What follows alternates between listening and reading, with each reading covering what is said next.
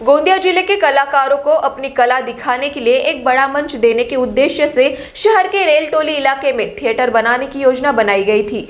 साल 2012 में महाराष्ट्र के सांस्कृतिक विभाग की ओर से इस प्रोजेक्ट के लिए करीब 12 करोड़ रुपए का फंड भी मंजूर कर दिया गया था। लेकिन हैरानी की बात यह है कि शिलान्यास के 15 साल बाद भी यह थिएटर आज तक पूरा नहीं हो पाया है।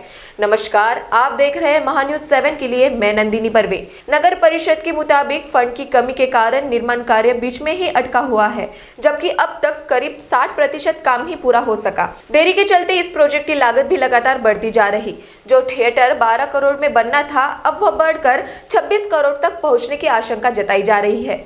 इसी बीच स्थानीय कलाकारों ने नाराजगी जताते हुए कहा कि अगर मुंबई, पुणे और नागपुर की तरह गोंदिया में भी थिएटर बन जाए तो उन्हें अपनी कला दिखाने का बेहतर मंच मिल जाएगा। नगर परिषद के मुख्य अधिकारी संदीप बोरकर का कहना है कि अब थिएटर की रूपरेखा दोबारा तैयार कर सरकार से नए फंड की मांग की जाएगी।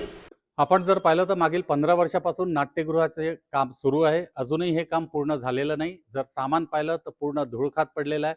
कोट्यवधी रुपयाचा निधी लागून सुद्धा स्थानिक प्रशासन म्हणा किंवा सरकार याकडे का लक्ष देत नाही, हे अनुत्तरित हा प्रश्न जो आहे अनुत्तरितच आहे। स्थानिक कलावंत जे त्यांना वाटत होतं की पुणे, मुंबई, नागपूर सारखे नाटकं इथे येतील, गोंदियाच्या स्थानिक कलाकारांनाही इथे संधी मिळेल, पण मागील जर 15 वर्षापासून आपण पाहिलं तर हे नाट्यगृहच बनलेलं नाही आहे। तुम्ही जर आताही पाहिलं तर इथे सगळं सामान धूळखात पडलेलं आहे।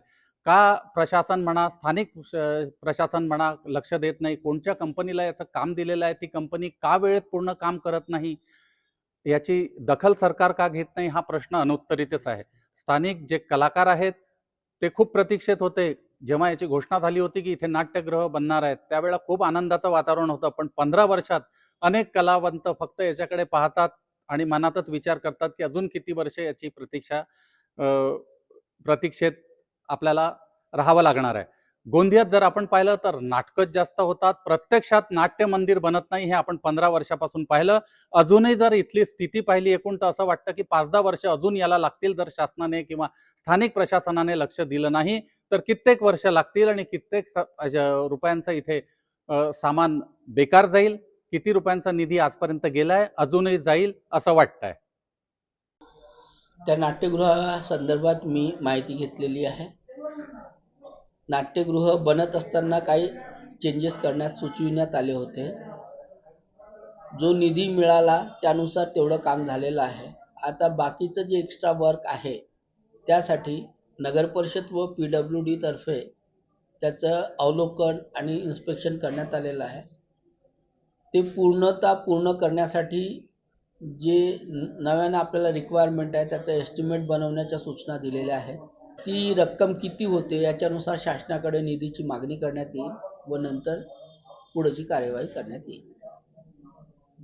महान्यूज 7 के लिए गोंदिया से अभिषेक भटनागर की रिपोर्ट।